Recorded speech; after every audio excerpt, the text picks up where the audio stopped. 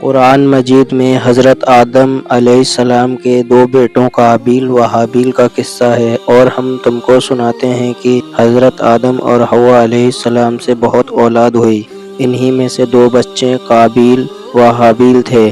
قابیل بڑا لڑکا تھا، لیکن یہ ماں باپ کا کہنا نہیں مانتا تھا۔ حابیل چھوٹا بھائی تھا جو ماں باپ کا کہنا مانتا تھا۔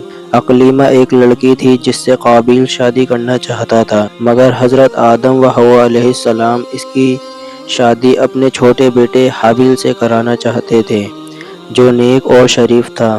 اس لیے قابیل اپنے ماں باپ اور بھائی کا دشمن ہو گیا۔ اللہ تعالیٰ نے حکم دیا کہ تم دونوں قربانی کر کے پہاڑ پر رکھ آؤ، جس کی قربانی قبول ہوگی اس سے اقلیمہ کی شادی کی جائے گی۔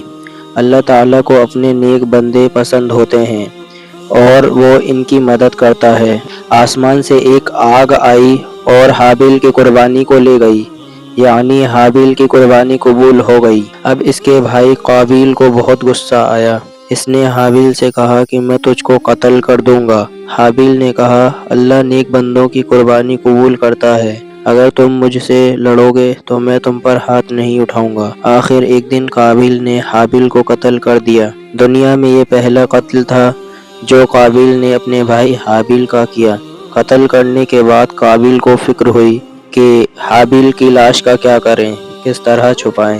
اس نے دیکھا کہ ایک کوا چونچ سے زمین کھود کر دوسرے مرے ہوئے کوے کو دفن کر رہا ہے۔ تب اس نے بھی اپنے بھائی حابیل کو زمین سے کھود کر دفن کر دیا اور خود جا کر آگ کی پوجا کرنے لگا۔ حضرت آدم و حوا علیہ السلام کو بہت ہی رنج ہوا۔ قابیل اور حابیل دونوں بھائیوں کے جھگڑے سے ہم کو سبق لینا چاہیے۔ ہمارے حقیقی بھائی یا مسلمان بھائی اگر ہم پر زیادتی کریں تو بہتر ہے کہ ہم صبر کریں اور اپنے بھائی پر ہاتھ نہ اٹھائیں۔